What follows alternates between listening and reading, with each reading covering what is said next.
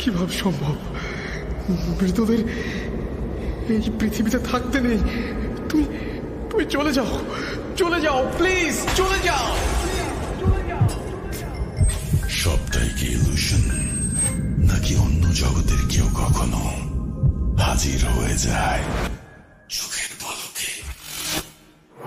ভূত.com with Russell। Welcome back. আপনাদের সবাইকে স্বাগত জানাচ্ছি আমি রাসেল। আশা করছি আপনারা সবাই ভালো আছেন এবং ভালোর দলে আছেন। আমিও ভালো আছি, ভালোর দলে আছি। আপনাদের সবাইকে জানাচ্ছি পবিত্র ঈদ উল ফিতরের শুভেচ্ছা। আশা করছি ঈদ ভালো কেটেছে পরিবারের সবার সাথে, আপনজনের সাথে। ঈদের সময় আসতে যেমন ভালো লাগে, ঈদের সময় ঈদ শেষ করে ফিরতে ততটা ভালো লাগে না, এবং আমাদের তখন মনটা থাকে অনেক খারাপ। এবং আমি চেষ্টা করব যে আপনাদের মনটাকে যতটা সম্ভব ভালো করে দেওয়ার। হয়তো অনেকেই হয়তো এখন আবারও কর্মস্থলে ফিরে গেছেন, অনেকে হয়তো এখনো আছেন পরিবারের সাথে। যারা আছেন তারা অনেক লাকি, আর কেউ কেউ হয়তো ঈদে আসতেই পারেননি। বিশেষ করে আমাদের যে সমস্ত প্রবাসী ভাইরা থাকেন বিভিন্ন জায়গায়, পৃথিবীর বিভিন্ন জায়গায়, তারা কিন্তু প্রত্যেক ঈদে বা হয়তো কোনো ঈদেই টাইম করে আসতে পারেন না।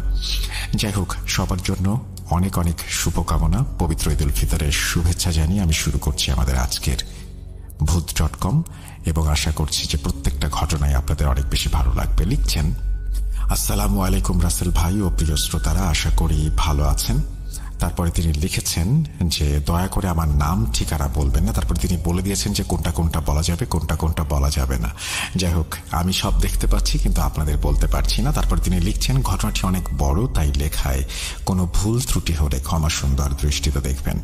এরপরে তিনি বলছেন, আমার ঘটনাটি যদি ভালো লাগে অবশ্যই রাসেল ভাই পড়ে শোনাবেন। আজকে আমি যে ঘটনাটি বলবো সেটা আমার খালাতো ভাইয়ের সাথে ঘটে যাওয়া সত্য একটি ঘটনা। আমি আমার খালাতো ভাইয়ের মতো করেই বলছি। বলছে হাসান। বাংলা একটা বাক্য আছে, সঙ্গদোষে সর্বনাশ। আমারও ঠিক তাই হয়েছে। আমার নাম হাসান, ছদ্মনাম। এখানে আমি সবই ছদ্মনাম ব্যবহার করছি। আমি আমার পরিবার ও নিজের একটু বর্ণনা দিয়ে নিই, যা পরে আপনারা সবাই বুঝতে পারবেন কেন আমি আমার পরিবার এবং আমার বর্ণনা দিয়েছিলাম। আমি খুব সাধারণ ঘরের একটি ছেলে। আমার বাবা একজন কাঠ মিস্ত্রি। আমরা দিন আনি দিন খাই। আমরা 3 ভাই বোন, আমার 2 বোন আর আমি। আমার বাবা আমাদের 3 ভাই বোনের লেখাপড়া করাতে গিয়ে হিমশিম খেত। পরিবারে আমি হচ্ছি বড় ছেলে। আমার সবেমাত্র এসএসসি এক্সাম দেয়া হয়েছে, পলিটেকনিকে ভর্তি হয়েছি। আমি ভাবছিলাম একটু একটু করে আমার স্বপ্ন পূরণ হচ্ছে। এখন আমি কিছু টিউশনই করব এবং আমি আমার বাবার পাশে দাঁড়াবো। কিছুটা হলেও বাবার উপকার হবে। সাল 2021। আমার বাড়ি থেকে আমার কলেজটি মোটামুটি ভালোই দূরে ছিল। আমার গ্রাম থেকে আমি আর আমার এক ফ্রেন্ড সজীব শুধু ওই কলেজে পড়তাম, আর অন্যরা সবাই অন্য কলেজে চলে গিয়েছিল। কলেজটি আমার বাড়ি থেকে দূরে হওয়ার কারণে আমার বাবা আমাকে পুরনো একটি সাইকেল কিনে দেন, যাতে আমার যাতায়াতের কোনো সমস্যা না হয়। প্রতিদিন আমি সেই সাইকেল চালিয়ে যেতাম। একদিন আমি সাইকেল চালিয়ে কলেজ যাচ্ছিলাম, তখন দেখি আমার বন্ধু সজীব যাচ্ছে। আমি বললাম, কিরে সজীব, কোথায় যাচ্ছিস? কলেজে। ওঠ, সাইকেলে ওঠ, একসাথে যাই 2 জন। সজীব আর আমি সাইকেল চালিয়ে যাচ্ছিলাম। তখন সজীব বলল, হাসান, তুই আর আমি তো একই ক্লাসে পড়ি, একই সাবজেক্ট নিয়ে পড়ছি, আর আমরা একই গ্রামে থাকি। তাহলে একটা কাজ করলে হয় না? আমি বললাম, কি কাজ? সজীব বলল, কাল থেকে তুই আর আমি একসঙ্গে সাইকেলে করে কলেজে যাব। আমি বললাম, তাহলে তো ভালোই হয়, পড়াশোনা নিয়ে কথা বলা যাবে, আর 2 জন গল্প করতে করতে যাওয়া আসা করা যাবে। সজীব বলল, এভাবেই কেটে গেল বেশ কিছুদিন। একদিন সজীব আমাকে বলল, হাসান, তোকে একটা গুরুত্বপূর্ণ কথা বলতে চাই। আমি বললাম, বল, কোনো সমস্যা হয়েছে? না। তাহলে কি হয়েছে? হাসান, আমি না রিয়াকে অনেক পছন্দ করি। আমি বললাম, রিয়া? কোন রিয়া? ওই যে আরিফ ভাইয়ের বোন রিয়া। আমি মাথা নিচু করে বললাম, হ্যাঁ, বুঝতে পেরেছি। আমি সজীবকে অনেক বোঝানোর চেষ্টা করেছি, কিন্তু আমি পারিনি। সজীব আমার কোনো কথাই শোনেনি। এখানে আরো একটা কথা বলে নেওয়া ভালো, রিয়াদের পরিবার খুব একটা ভালো পরিবার ছিল না। রিয়াদের পরিবারকে আমার থেকে ভালো আর কে জানবে, কারণ রিয়া ছিল আমার খুব নিকট আত্মীয়। না, এটা নয়, থাক। আমি সজীবকে এইটাও বললাম, দেখ সজীব, রিয়ার তো বয়ফ্রেন্ড আছে, আর এটা তুইও জানিস। সজীব আমার কোনো কথার দাম দিল না। যাই হোক, অনেক বোঝানোর পরেও সজীবে বুঝল না। তখন আমি বললাম, তোর মন যা চায় তাই কর। এইভাবেই কেটে গেল প্রায় 1 মাস। ঘটনার মূল শুরু এখান থেকেই। সাল 2022-এর শুরুর দিক, কনকনে শীত। সেদিন ক্লাস ও কোচিং শেষ করে আমি আর সজীব বাড়ির দিকে ফিরছি। তখন মাগরিবের আজান পড়বে পড়বে ভাব। সাদা কুয়াশায় ঢাকা সারা গ্রাম। আমি আর সজীব শুধু সাইকেল চালিয়ে যাচ্ছি। এতটুকু কুয়াশা আর শীত ছিল যে রাস্তায় আমি আর সজীব ছাড়া কাউকেই দেখতে পাইনি। আমরা আমাদের বাড়ির খুব কাছাকাছি চলে এসেছিলাম। তখনই সজীব আমাকে বলল, হাসান, সাইকেল থামা। আমি সাইকেল থেকে নেমে বললাম, কি হয়েছে? আরেকটি কথা, আমরা যে জায়গায় দাঁড়িয়েছিলাম সেই জায়গার একটু বর্ণনা দেই। এই জায়গার নাম 3 রাস্তার মোড়। 3টি রাস্তা 3 দিক থেকে চলে এসে এই জায়গায় মিশে গিয়েছে। একটা গেছে আমাদের গ্রামের দিকে, আর একটা গেছে আমাদের শহরের দিকে, আর একটা গিয়েছে চাষের জমি এবং অনেক দূরে আরেকটি গ্রামের দিকে। গ্রামের নাম বিলপাড়া গ্রাম। যাই হোক, সজীব আমাকে বলল, সাইকেল যতই চাষের জমির দিকে যাচ্ছে ততই মনে হচ্ছে আমরা অন্য কোনো জগতে প্রবেশ করছি। চারপাশে শেয়ালের ডাক, ঝিঝি পোকার ডাক। যাই হোক, সজীব আমাকে বলল, সাইকেলটা তুই আমাকে দে, তুই পেছনে বস আজ। আমি কিছু না বলে পেছনে বসলাম। সাইকেল নিয়ে সজীব আমাকে নিয়ে ছুটে চলল সেই চাষের জমির দিকে।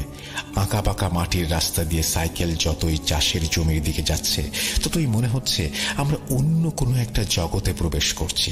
চারপাশে শেয়ালের ডাক, ঝিঝি পোকার ডাক, আর কনকনে শীতের মধ্যে যেন অন্য একটি জগতের দিকে এগিয়ে যাচ্ছিলাম আমরা। আমি বুঝতে পারছিলাম না সজীব আমাকে কোথায় নিয়ে যাচ্ছে। অনেকক্ষণ সাইকেল চালানোর পর আমরা একটি গ্রামে প্রবেশ করলাম। আমি সজীবকে জিজ্ঞেস করলাম, কিরে, কোথায় আসলাম? সজীব আমাকে বলল, বিলপাড়া গ্রামে এসেছি। বিলপাড়া গ্রামে তোর কি কাজ? দেখতেই পাবি। সজীব সাইকেল নিয়ে একটা বাড়ির সামনে গিয়ে দাঁড়ালো। সজীব আমাকে বলল, সাইকেল থেকে নাম, আমরা ওই বাড়িতে যাব। আমরা সাইকেল রেখে বাড়ির ভেতরে প্রবেশ করি। বাড়ির ভেতরটি দেখে আমার গা শিউরে উঠল।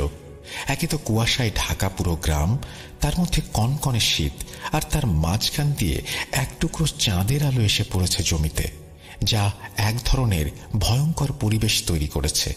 বাড়ির ভেতরটি ছিল এই রকম যে বাড়ির উঠোনে বিশাল একটা তেঁতুল গাছ আর 3টি ছোট বড় ঘর।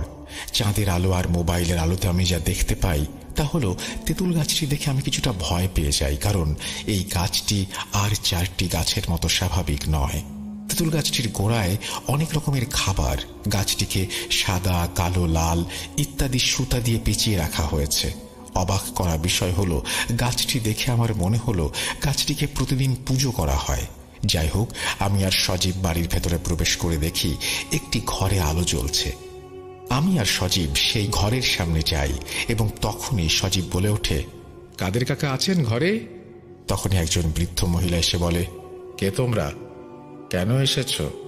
আমার বন্ধু সজীব বলল, কাকি, কাকাকে গিয়ে বলেন সজীব নামে একজন এসেছে, আমি কাকার সাথে মোবাইলে কথা বলে এসেছি। তখন বৃদ্ধ মহিলাটি বলল, তোমরা একটু অপেক্ষা করো। 2 মিনিট পর বৃদ্ধ মহিলাটি 2 গ্লাস পানি নিয়ে আসলো আমাদের কাছে আর বলল, নাও, এই 2 গ্লাস পানি খেয়ে নাও। আর একটা কথা, পানি খাবার সময় বিসমিল্লাহ বলা লাগবে না, আর বাম হাতে নিয়ে খেও। এই কথাটি শুনে আমার কিছুটা রাগ হলো। আমি পুরোপুরি ইমানদার নই, তাই বলে কিছু খাবার আগে বিসমিল্লাহ বলবো না এবং বাঁ হাত দিয়ে খাবো, এটা হয় নাকি? আমি সেই বৃদ্ধ মহিলার কথা না শুনে নিচে বসে বিসমিল্লাহ বলে ডান হাত দিয়ে পানিটি পান করি। আমার বন্ধু সজীব কিন্তু তা করেনি। আমি আমার গ্লাসটি যখন বৃদ্ধ মহিলাকে দিচ্ছিলাম, দেখি সেই মহিলাটি আমার দিকে তার চোখ বড় বড় করে তাকিয়ে আছে।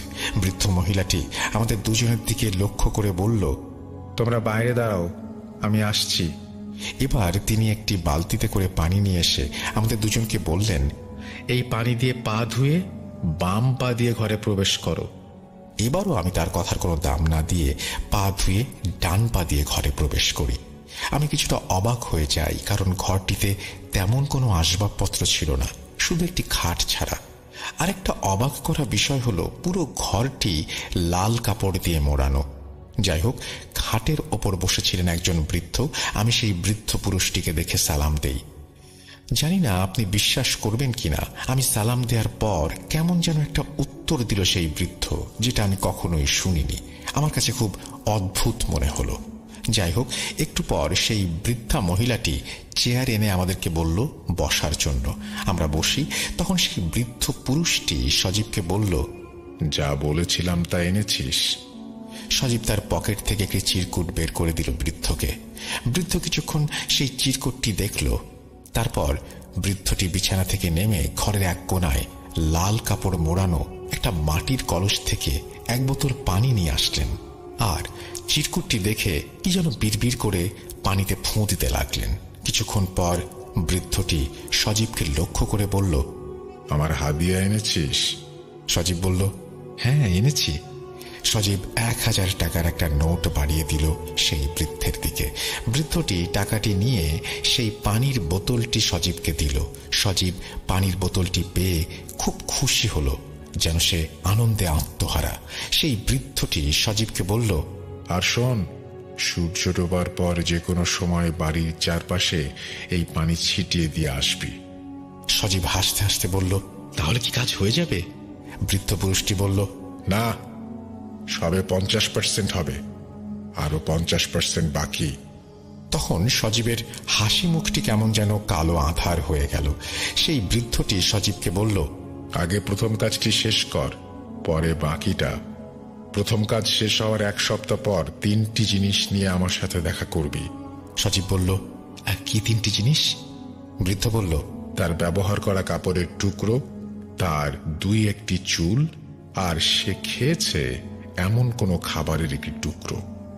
যা করার 1 সপ্তাহের মধ্যেই করতে হবে, আর এই সপ্তাহের মধ্যে যদি না হয় তাহলে আর কখনো হবে না।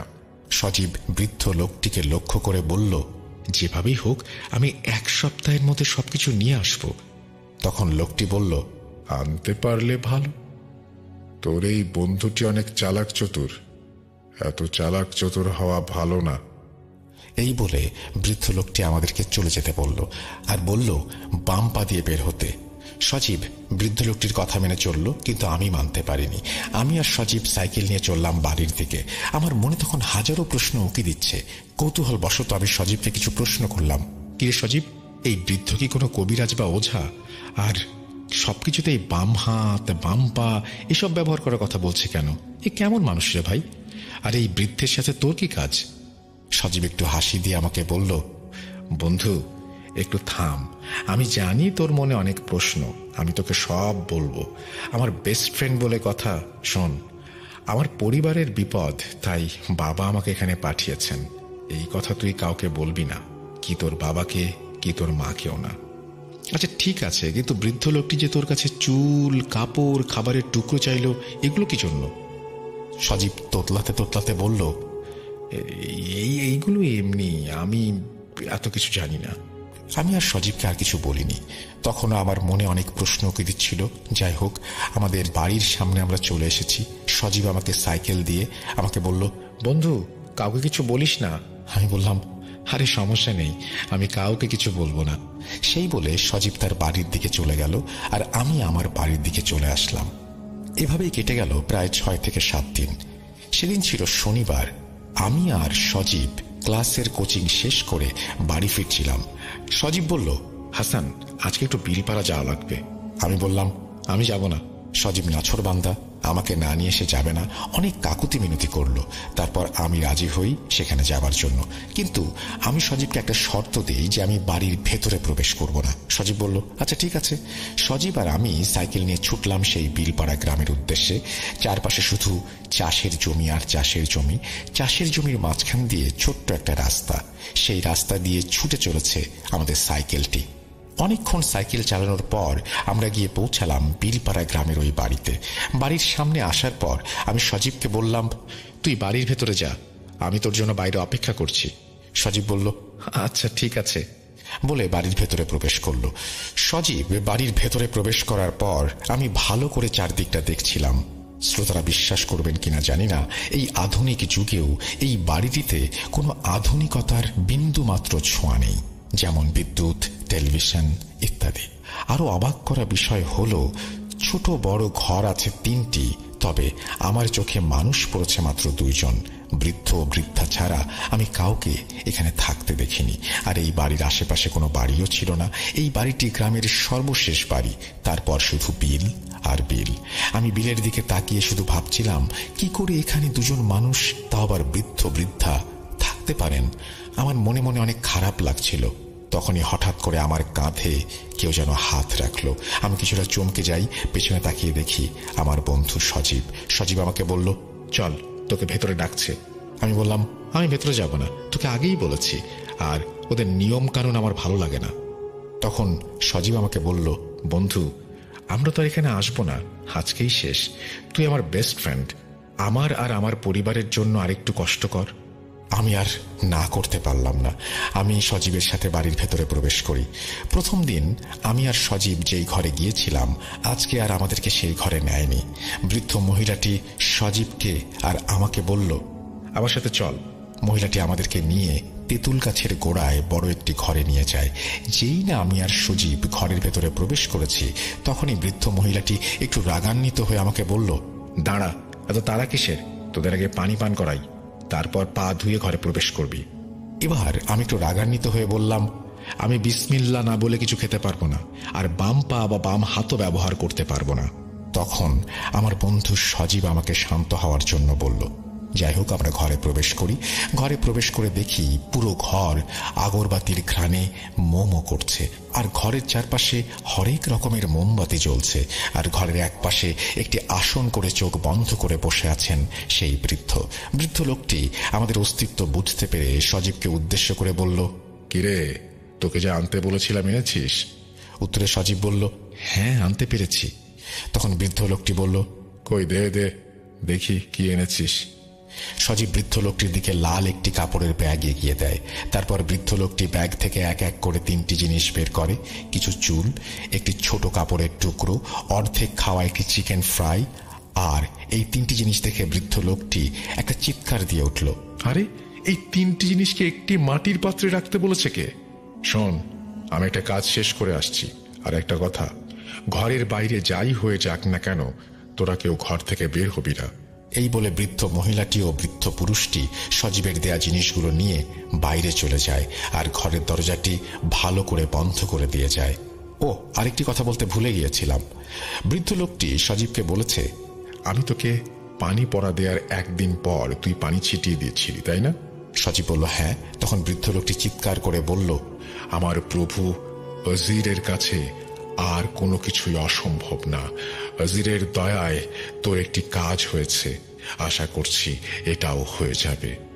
যাই হোক, তারা 2 জন চলে যাওয়ার পর আমি সজীবকে জিজ্ঞাসা করলাম, কিরে সজীব, কি হচ্ছে এসব? আর কি সব কুফরি কথাবার্তা বলছে? সজীব আমার কথার কোনো উত্তর দিল না। আর তখনই হঠাৎ বাইরে তুমুল ঝড় বৃষ্টি শুরু হলো। আমি আর সজীব কিছুটা ভয় পেয়ে যাই। আমি সজীবকে বলতে লাগলাম, কিরে, এই শীতের দিনে আবার ঝড় শুরু হলো কিসের? তখন আমি দেখি সজীব ভয় পেয়ে ভীতুর মতো একটি চেয়ারে বসে আছে। আমি বাইরে কি হচ্ছে দেখার চেষ্টা করি, কিন্তু কিচ্ছু দেখতে পাইনি। বাইরে এতটাই ঝড় হচ্ছিল যে মনে হচ্ছে এক নিমিষেই সব শেষ করে দেবে। তখনই বাতাসের তীব্র গতিতে দরজাটি খুলে যায়, আর তারপর দেখি ঘরের বাইরে তেঁতুল গাছটি যেন এখনই ভেঙে পড়বে। আর সেই তেঁতুল গাছটির গোড়ায় বসে বৃদ্ধ পুরুষ ও মহিলাটি কোনো একটি অবয়বকে পুজো করছে, আর তাদের পুজোকে লক্ষ্য করে বেশ কিছু কালো অবয়ব তাদের চারপাশে ঘোরাঘুরি করছে। এই দেখে আমি ভয়ে সজীবের কাছে যাই আর রাগান্বিত হয়ে বলি, তুই এই কোথায় নিয়ে আসলি আমাকে? সজীব ভয়ে কিছু বলতে পারছিল না। এভাবে ঝড় চলল 15 থেকে 20 মিনিটের মতো। কিছুক্ষণ পর আমাদের মনে হলো ঝড় থেমে গেছে। তার কিছুক্ষণ পর আমরা দেখি আমাদের দরজাটি খুলেছে। ঘরে প্রবেশ করলো সেই বৃদ্ধ আর বৃদ্ধা। তারা আমাদের দুজনকে দেখে বলল, বিশেষ করে আমাকে লক্ষ্য করে বলল, কিরে, ভয় পেয়েছিস? এই বলে বৃদ্ধ লোকটি একটু হাসলো। বৃদ্ধ লোকটি হাসতে হাসতে তার আসনে গিয়ে বসলো আর বলল, সজীব, তোর কাজ হয়ে গেছে। তারপর সেই বৃদ্ধ লোকটি সজীবের দিকে 2টি তাবিজ এগিয়ে দিয়ে বলল, শোন, এই তাবিজগুলো পড়ার নিয়ম, প্রথমে তোকে কাপড় চোপড় সবকিছু ছেড়ে 2টি তাবিজ 2 জায়গায় পড়তে হবে, একটি বাম হাতে আর একটি তোর কোমরে। আর দ্বিতীয় নিয়ম হলো সে রাতে কোনো কাপড় চোপড় ইউজ করা যাবে না। কি পারবি? সজীব বলল, আমি সব করতে পারবো। আমি বললাম, কিরে সজীব, তুই পাগল হয়ে গেলি নাকি? সজীব আমাকে ধমকের সুরে বলল, তুই চুপ থাক। সজীবের কাছে আমি এরকম ব্যবহার আশা করিনি। যাই হোক, আমি আর সজীব তাদের কাছ থেকে বিদায় নিয়ে চলে আসব, তখনই সেই বৃদ্ধ লোকটি বলে উঠল, বাম পা দিয়ে বের হ। আর শোন, তাবিজ 2টো বাঁধার আগে তেঁতুল গাছের গোড়া থেকে 2টি সুতো নিয়ে যা, একটি লাল আর একটি কালো। সজীব উত্তরে বলল, আচ্ছা ঠিক আছে। এই বলে সজীব আর আমি ঘর থেকে বের হয়ে যেই না তেঁতুল গাছের গোড়ায় যাই, আমার আত্মারাম খাঁচা ছাড়া হয়ে যায়। দেখি গোড়ায় বেঁধে রাখা হয়েছে একটি মুরগি, একটি কোয়েল পাখি, একটি কবুতরের বাচ্চা ও একটি কুঁচে সাপ, আরো কিছু মুরগির মাথা, সিঁদুর ইত্যাদি। কি ভয়ানক দৃশ্য! এইসব দৃশ্য দেখে সজীবকে বললাম, কিরে, এসব তো কুফরি কালামের নমুনা। সজীব একটু মুচকি হেসে বলল, আরে না, কাদির কাকা অনেক ভালো মানুষ। হ্যাঁ হ্যাঁ, তা তো দেখতেই পাচ্ছি।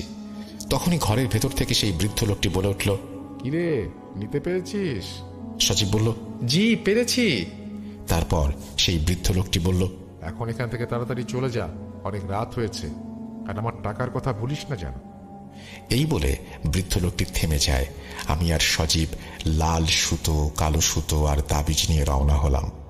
বাড়ি আসতে আসতে আমি সজীবকে অনেক প্রশ্ন করি, আর উত্তরে সজীব বলে পরিবারের অনেক বিপদ, তাই সে এমন কাজ করেছে। এই বিষয়টি পাঁচকান করতে চায় না সে। আমি সব শুনে আর কথা বাড়ালাম না, কারণ এমনি অনেক দেরি হয়ে গেছে। তার মধ্যে বাড়ি থেকে বারবার ফোন আসছে। যথারীতি আমরা বাড়ি চলে আসি। এভাবে কেটে গেল 1 সপ্তাহ। একদিন আমি আর সজীব কলেজের মাঠে বসে আছি। হঠাৎ আমাদের সামনে আসলো রিয়া। সজীব রিয়াকে অনেক পছন্দ করে, কিন্তু রিয়া পছন্দ করত আরেকজন ছেলেকে, আর সজীবকে সে দেখতে পারত না। আমি সজীবের সাথে চলি বলে রিয়া মাঝে মাঝে আমাকে কথা শোনাতো। যাই হোক, রিয়াকে দেখে সজীব তো অবাক। রিয়া মাঝে মাঝেই আমার কাছ থেকে কিছু নোটবুক নিত। আমি মনে করলাম হয়তো সে নোটবুকের জন্য এসেছে। আমি যেই না রিয়াকে জিজ্ঞেস করব রিয়া কিছু লাগবে, তখনই রিয়া বলল, সজীব, তোমার সাথে আমার কথা আছে, চলো আমার সাথে। সজীব আর রিয়া চলে যাচ্ছিল। তখন সজীব ঘাড় ঘুরিয়ে আমার দিকে তাকিয়ে একটু হাসি দিল। আমি জানতাম যে সজীবের সাথে এটাই আমার শেষ দেখা, শেষ কথা, শেষ চলা। কি ভাবছেন, সজীব মারা গিয়েছে? না, সজীব মারা যায়নি।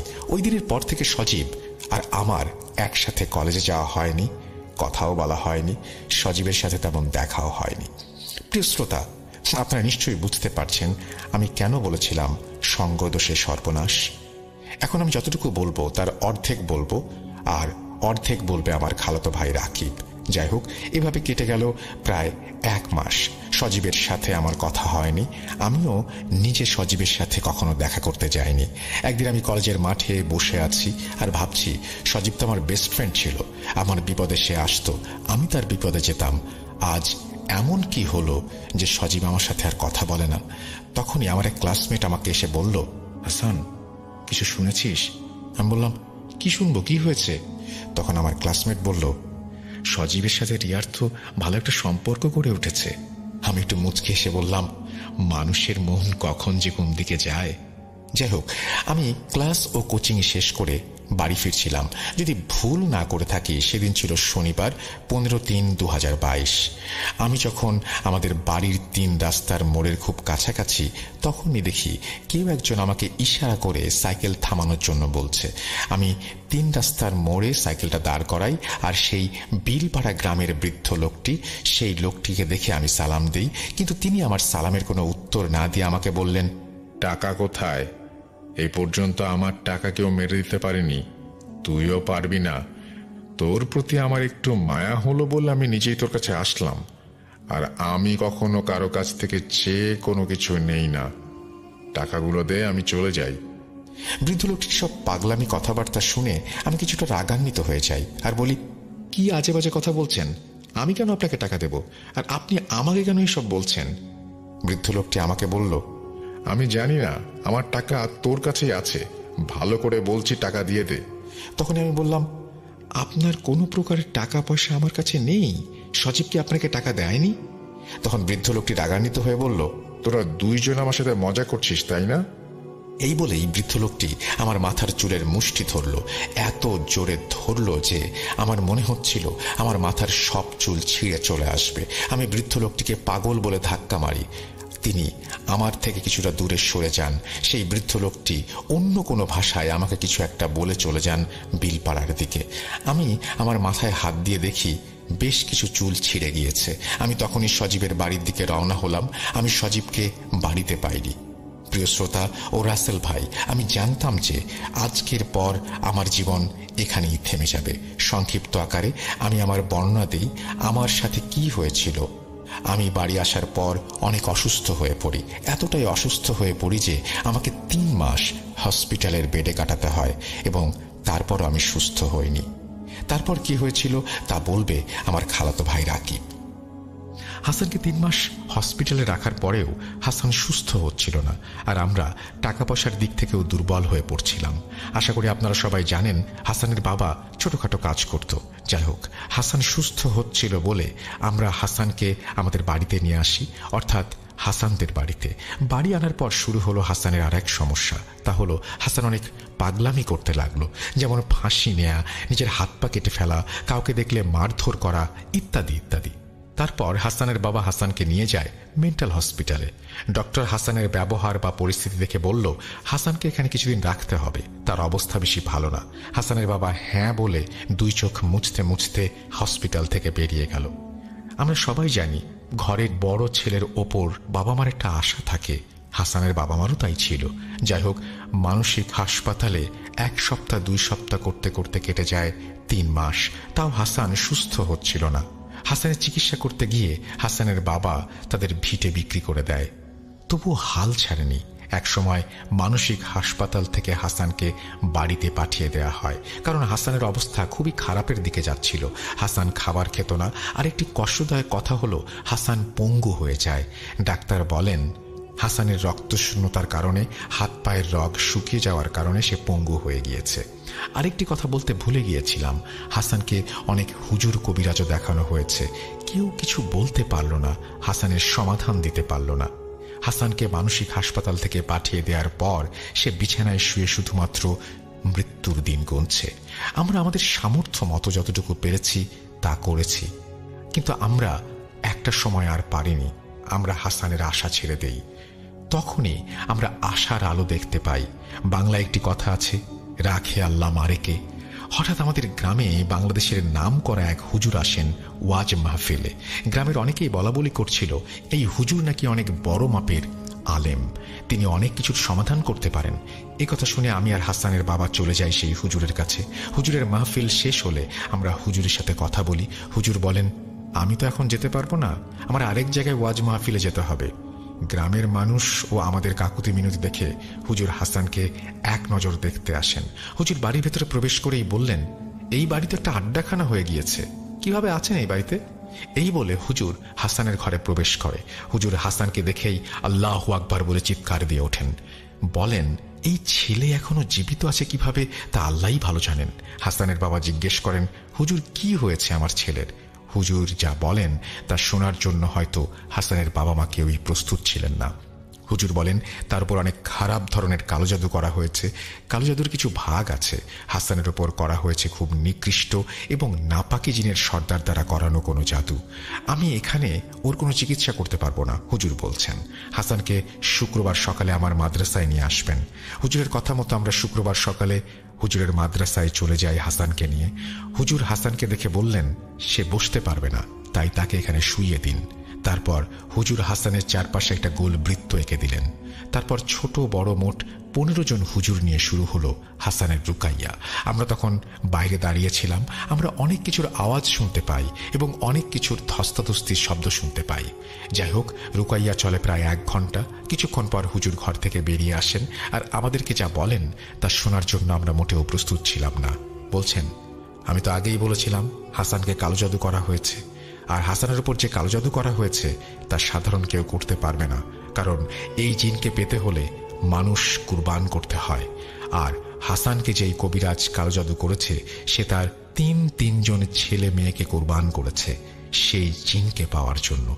আর এই জিনের আছে অলৌকিক অনেক ক্ষমতা, যা অন্য কোনো জিন কখনো করতে পারে না। অন্য জিনের সেই ক্ষমতা থাকে না। আর এই জিন হচ্ছে সর্দার জিন। আর জিনও বারবার ফিরে আসছিল, কারণ কবিরাজের জিনগুলো ছিল নাপাক এবং পোশাকবিহীন। আপনারা জানেন কি কেন হাসানকে কালো জাদু করা হয়েছে? হাসান আর হাসানের এক বন্ধু একটি মেয়ের ওপর কালো জাদু করার জন্য যে কবিরাজের কাছে গিয়েছিল, কবিরাজ কিছু টাকার জন্য সেই কালো জাদুটি উল্টে হাসানের ওপর করে। হাসান আর তার বন্ধু কবিরাজকে বলেন, যদি আপনি জাদুর কাজ করে দেন, আমি সেই মেয়েকে পাই, তাহলে আপনাকে আমি সব টাকা, অর্থাৎ আমার সব টাকা দিয়ে দেব, এবং কাজ না হলে কোনো টাকা পয়সা আমি দেব না। কবিরাজের কালো জাদু কাজ করে, কিন্তু কবিরাজকে কোনো টাকা পয়সা দেয় না। কবিরাজ অনেক দিন হাসানের বন্ধুর কাছে গিয়েছিল, কিন্তু সে টাকা দেয়নি। আর সে বলে, আমি টাকা অনেক আগে হাসানকে দিয়েছি, আপনি তার কাছ থেকে নিয়ে নেন। তারপর থেকে কবিরাজ হাসানকে খুঁজতে থাকে, আর একদিন হাসানের সাথে দেখা হয়ে যায়। সেই কবিরাজ হাসানকে তার টাকা দেওয়ার জন্য চাপ প্রয়োগ করে। হাসান তো কিছুই বুঝতে পারে না। সেইখান থেকেই হুজুরের ক্ষোভ, এবং তার থেকেই হাসানের প্রতি এই নিকৃষ্ট প্রতিশোধ, এবং হাসান পড়ে যায় বিপদে। হায় রে মানুষ! এই বলে হুজুর থামেন। ঘটনাটি অনেক বড় হয়ে গিয়েছে, তার জন্য আমাকে মাফ করবেন। আসলে স্বপ্ন অনেক ছোট হয়, কিন্তু বাস্তব অনেক বড়। হাসান এখন মোটামুটি সুস্থ, তবে সে আর কোনোদিন দাঁড়াতে পারবে না। আশা করি আপনারা সবাই বুঝতে পেরেছেন আমি প্রথমে কেন বলেছিলাম সঙ্গদোষে সর্বনাশ। সজীব ও রিয়ার কয়েক মাস হলো বিয়ে হয়েছে, তাদের জন্য সবাই দোয়া করবেন। আমি জানি সজীব আমার জীবন নষ্ট করে দিয়েছে। আবারও হাসান বলছেন এই কথাগুলো। আমি আল্লাহর কাছে তার বিচার চাই, আর আমার জন্য দোয়া করবেন।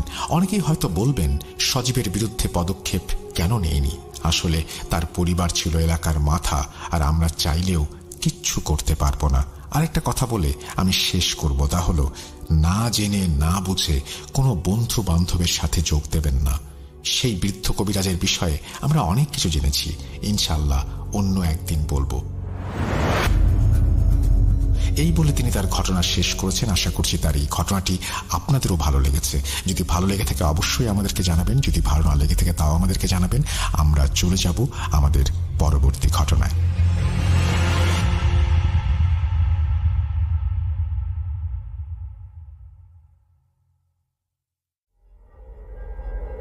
Spirit, be here with me.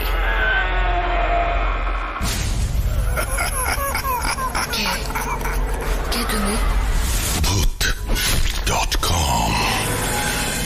The fear returns with Russell. Welcome back. আপনাদের সবাইকে স্বাগত জানাচ্ছি আমি রাসেল। আশা করছি আপনারা সবাই ভালো আছেন এবং ভালোর দলে আছেন। যেভাবে লেখা আছে আমি সেভাবেই পড়ে শোনাচ্ছি। আসসালামু আলাইকুম রাসেল ভাই, আশা করি ভালো আছেন। অবশ্য আপনি ভালোর দলেই থাকেন। আমি ভালো আছি। আমার নাম আবিদ, বাসা গাইবান্ধা। আমি প্রায় কয়েক বছর ধরে আপনাকে শুনে আসছি, কখনো কোনো ঘটনা পাঠাতে পারেনি, যেহেতু আমার পক্ষে স্টুডিওতে গিয়ে ঘটনা বলা সম্ভব না। তাই এই ঘটনাটি আপনাকে লিখে পাঠাচ্ছি। আমি শুনেছিলাম আমার ইমরান মামার মুখ থেকে এই ঘটনাটি মূলত মামার সাথেই ঘটেছিল। দেরি না করে ঘটনায় চলে যাই। আমি ইমরান মামার মতো করেই বলছি। সময়টা ছিল 2013 সাল।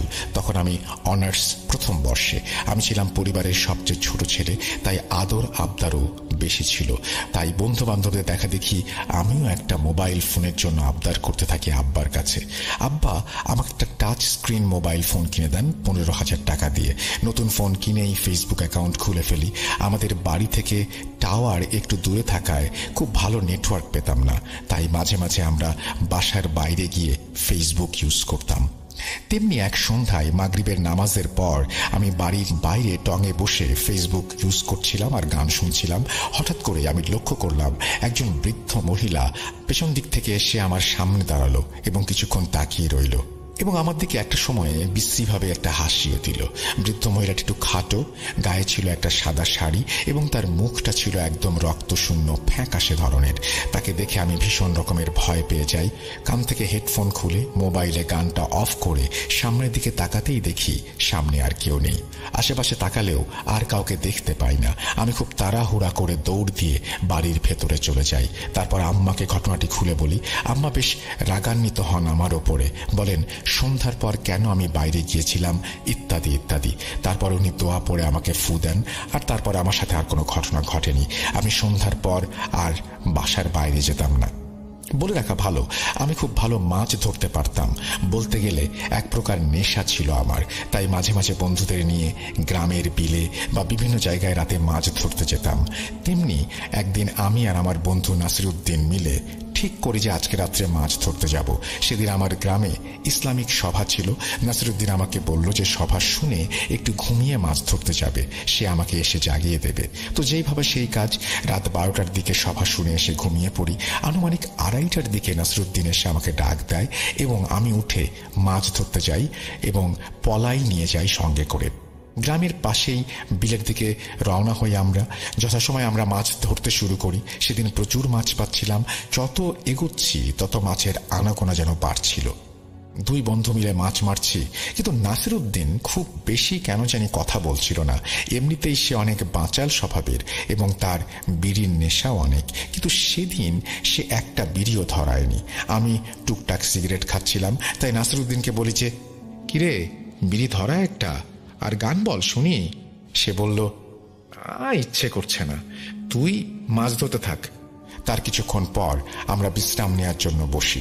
আমার কাছে ম্যাচ থাকলেও বিড়ি ছিল না, তাই নাসিরউদ্দিনের কাছে একটা বিড়ি চাই।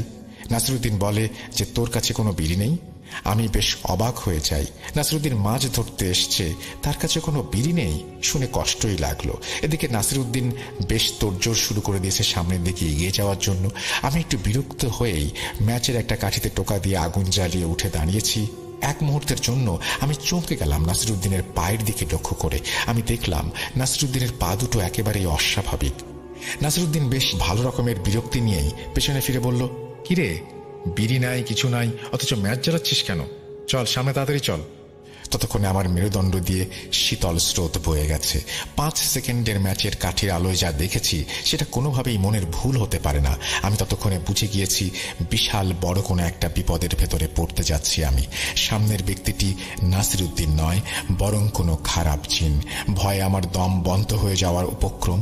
তারপর যত তাড়াতাড়ি সম্ভব নিজেকে একটু সামলে নেওয়ার চেষ্টা করি এবং নিজেকে বুঝাই যে সে যেন কোনোভাবেই বুঝতে না পারে এমন কিছু আমাকে করতে হবে। হয়তো জীবন নিয়ে না হলে ফেরা সম্ভব হবে না। এদিকে সামনে থেকে সে আমাকে বলল, কিরে আর কত দেরি করবি? আমি তাকে বুঝতে না দিয়ে তার সাথে হাঁটা শুরু করলাম। ততক্ষণে বিলের মাঝে মাঝে এসে গিয়েছি।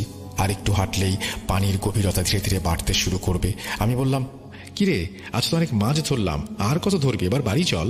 নাসিরউদ্দিন বলল, এই তো মাত্র কয়টা মাছ, আজ যেহেতু অনেক মাছ তাই আরো ধরবো। এদিকে আমিও অনেকটা দিশেহারা হয়ে যাচ্ছিলাম। তাকে বললাম, দাঁড়া একটু বিশ্রাম নেব, খুব ক্লান্ত লাগছে। সে বিরক্ত স্বরে বলল, আরে চল তো, কোনো ক্লান্ত লাগবে না, সামনে চল তাড়াতাড়ি। আমি বললাম, আর পারবো না রে ভাই, বাড়ি যাব, অনেকক্ষণ তো হলো, মাছের ব্যাগও ভর্তি হয়ে গেছে। সে এবার মহাবিরক্তি নিয়ে বলল, এত বাড়াবাড়ি করছিস কেন? মাছ ধরতে কি সমস্যা তোর? দেখছিস না কত মাছ? এদিকে আমিও সময় পার করার জন্য এটা সেটা বলছিলাম, তর্ক করছিলাম এবং কিছুটা সময় পারও করতে পারলাম। কিন্তু ভোর হতে তখন অনেক দেরি, আজান হতে অনেকটা সময় বাকি। আমি বুঝতে পারছিলাম যদি আজান না হয় তাহলে আমার জীবনে আজকে ভয়াবহ কিছু একটা অপেক্ষা করছে। এদিকে নাসিরউদ্দিন রূপী জিনটাও সম্ভবত কিছুটা আন্দাজ করতে পেরেছিল যে আমি হয়তো কিছু বুঝে গেছি। এবার সে রাগের স্বরে আর মোটা গলায় আমাকে বলতে লাগলো, চল চল বলছি, ইমরান আমাকে রাগাবি না একদম। এবারে আমি একেবারেই ভেঙে পড়লাম এবং যত দোয়া দুরুদ জানি সব পড়তে শুরু করলাম। এদিকে আমার বাড়িতে মা তাহাজ্জুদে নামাজ পড়তেন বিধায় অনেক আগেই ঘুম থেকে উঠেছেন। ঘুম থেকে ওঠার আগ মুহূর্তে তন্দ্রা অবস্থায় মা একটা ছোট্ট দুঃস্বপ্ন দেখেছেন। তিনি স্বপ্নে দেখেন যে একটা কুয়োর মধ্যে আমি পড়ে গেছি এবং আর্তনাদ করছি এবং সেই কুয়োটা আস্তে আস্তে ছোট হয়ে আসছে। মা চেষ্টা করছিলেন কুয়োটার কাছে যাওয়ার জন্য, কিন্তু কোনোভাবেই তার কাছে তিনি যেতে পারছিলেন না। তিনি যতবার এগুচ্ছিলেন ততবারই বাতাসের ধাক্কায় পড়ে যাচ্ছিলেন। ঠিক তখনই তার তন্দ্রা ভাবটি কেটে যায়। তিনি উঠে দ্রুত আমার রুমে চলে আসেন এবং দেখেন আমি বিছানায় নেই। মা খুবই চিন্তিত হয়ে পড়েন। আমি সচরাচর রাতে মাছ ধরি সেটা তিনি জানতেন, কিন্তু রাত 12টার আগে আমি চলে আসি এটাও তিনি জানতেন। আমার বন্ধুরা বা আমার চাচাতো ভাইরা থাকায় তিনি কিছু বলতেন না। তিনি দ্রুত চাচির কাছে যান এবং তাকে ডেকে তুলে বলেন আমার চাচাতো ভাইরা মাছ ধরতে গেছে কিনা। চাচি বলেন তারা তো কেউ মাছ ধরতে যায়নি, তারা সভা থেকে এসেই ঘুমিয়েছে। এবার আমার মা ভয় পেয়ে যান। তিনি আমার বড় বোন তাকে উঠান। আব্বা বাড়িতে ছিলেন না, তিনি ব্যবসার কাজে বাইরে ছিলেন। মা আর বড় আপা অজু করে দ্রুত নামাজে বসে পড়েন। মা সিজদায় পড়ে কান্নাকাটি করতে থাকেন আর আল্লাহর কাছে আমার সুস্থতার জন্য বলতে থাকেন। মায়ের মন তো হয়তো বিপদের আশঙ্কা টের পেয়েছিল, তাই মা, চাচা আরো কয়েকজন জেগে ওঠায় আমাকে খুঁজতে বের হন এবং যেহেতু বেশিরভাগ সময় আমি বিলের দিকেই মাছ ধরতে যাই, লাইট নিয়ে তারা বিলের দিকেই রওনা দেন। এদিকে ততক্ষণে ভয়ে কাঠ হয়ে আমি দাঁড়িয়ে আছি। নাসিরুদ্দিনের চেহারা ততক্ষণে পরিবর্তিত হতে শুরু করেছে, সে ভয়ানক আকার ধারণ করতে শুরু করেছে। নাসিরুদ্দিনের জায়গায় আস্তে আস্তে একটা কালো ছায়া কিংবা অবয়ব কিছু একটা ওরকম দেখতে পাচ্ছি আমি তখন মৃত্যু ভয়ে কাঁপছি, মাথায় কোনো সূরা আসছে না। হঠাৎ কালো অবয়ব ভারী মোটা গলায় বলল, বাঁচবি না তুই, আজ শেষ করে ফেলব। টের পেয়েছিস যখন, মরার জন্য প্রস্তুত হ। আমিও শেষবারের মতো বাঁচার কথা ভাবলাম। আর কোনো কিছু না ভেবেই পেছন ফিরে দিলাম দৌড়। অল্প পানি হলেও দৌড়াতে বেশ কষ্ট হচ্ছিল আমার, তারপরেও জীবনের মায়া বড় মায়া। এদিকে পেছন থেকে শোঁ শোঁ শব্দ আসছিল, যেন ঝড় বইছে। আর ভয়ঙ্কর হুঙ্কার তো আছেই। প্রায় 15 মিনিট দৌড়ানোর পর আমার পা আর চলে না, শরীর ক্লান্ত হয়ে আসছিল, চোখের সামনে সবকিছুই অন্ধকার হয়ে আসছিল। হঠাৎ করে একটা কিছুর সাথে ধাক্কা খেয়ে আমি পড়ে গেলাম। উঠতে গেলে লক্ষ্য করলাম আমার চারপাশে অন্ধকার, কিছু বাতাস ঘূর্ণিঝড়ের মতো কুণ্ডুলি পাকিয়ে ঘুরছে। আমি একদম মাঝ বরাবর, কখন জানি সেই ঝড়ের কুণ্ডলি আমাকে গ্রাস করে নেয়। আমি আর কিছু নিতে পারছিলাম না। আল্লাহ বাঁচাও বলেই জ্ঞান হারালাম। জ্ঞান হারাবার মুহূর্তে 3টা জিনিস আমার কানে আসলো। প্রথমে শুনলাম কেউ বলল, কেউ তোকে বাঁচাতে পারবে না। দ্বিতীয়ত আমার নাম ধরে কয়েকজন ডাকলো। তৃতীয়ত সবচেয়ে মধুর, মনে হলো অনন্তকাল ধরে এটা শোনার জন্য আমি অপেক্ষা করছিলাম, সেটা ছিল ফজরের আজানের ধ্বনি। আমি শেষ পর্যন্ত জ্ঞান হারালাম, আর কিছু বলতে পারলাম না। যখন আমার জ্ঞান ফিরল তখন আমি নিজেকে আমার বাড়িতে আবিষ্কার করলাম। কেউ একজন আমার মাথায় পানি ঢালছে এবং দোয়া পড়ে ফুঁ দিচ্ছে। আমার মায়ের কান্নাও আমি শুনতে পাচ্ছিলাম। অবশেষে আমি চোখ খুলে উঠে বসলাম। মাথায় প্রচন্ড রকমের ব্যথা করছিল, মনে হয় 1 শতাব্দী পর ঘুম থেকে উঠলাম। একজন হুজুর আলহামদুলিল্লাহ জ্ঞান ফিরেছে বলে আমার কাছে আসলেন। আব্বা বললেন, কি হয়েছে রে ইমরান, বিলের মাঝে জ্ঞান হারিয়ে পড়েছিলি কেন, আর একা একাই মাছ ধরতে গিয়েছিলি? তারপর সবকিছু খুলে বললাম। নাসিরুদ্দিন সেখানে ছিল, এসব শুনে সে অবাক হয়ে যায়। আমি বললাম, সভা থেকে এসে আমি ঘুমিয়ে পড়ি। নাসিরুদ্দিন বলে, আমিও ঘুমিয়ে পড়ি, কিন্তু আমি আর উঠতে পারিনি, তাই তোকেও আর ডাকতে পারিনি। আমার রূপ নিয়ে তোর কাছে অন্য কেউ গিয়েছে। আব্বা আর কাউকে কোনো কথা বলতে দিলেন না, সবাইকে চলে যেতে বললেন, আমাকে বিশ্রাম করতে বললেন। পরের দিন আব্বা আমাকে এলাকার বড় এক হুজুরের কাছে নিয়ে গেলেন। সব শুনে তিনি আমাকে বিকালে আসতে বললেন। বিকালে তার কাছে গেলে তার কথা শুনে আমার মাথায় আকাশ ভেঙে পড়ে। হুজুর বলেন যে ইমরানের ওপর কালো জাদু করা হয়েছে, সে যে বেঁচে গেছে এটাই অনেক বড় ব্যাপার। হয়তো সেদিন রাতেই তাকে মেরে ফেলতো, কিন্তু জিনটা তাকে মারতে পারেনি। সেই সময় ফজরের আজানটা হয়েছিল, তোমরাও বিলে পৌঁছে গিয়েছিলে। তবে এই জিন অনেক শক্তিশালী আর রাগী, সে তোমাদের সাথে খারাপ কিছু করবে। তারপর আব্বাকে বললেন, এর চাইতে আর কিছু আমার পক্ষে বলা সম্ভব না, তাবিজ দিচ্ছি কোনো ক্ষতির হাত থেকে তাকে বাঁচাবে। এই বলে ইমরান ভাই গল্প থামালেন এবং আমাকে বললেন আরো অনেক কিছু তার জীবনে ঘটেছে, সেগুলো অন্য কোনো দিন বলবেন। ঘটনাটি পাঠিয়েছেন আবিদ হাসান গাইবান্ধা থেকে। আপনাকে অসংখ্য ধন্যবাদ চমৎকার এই ঘটনাটি পাঠানোর জন্য। আশা করছি আপনার এই ঘটনাটি সবার ভালো লাগবে। আমরা চলে যাব আমাদের পরবর্তী ঘটনায়।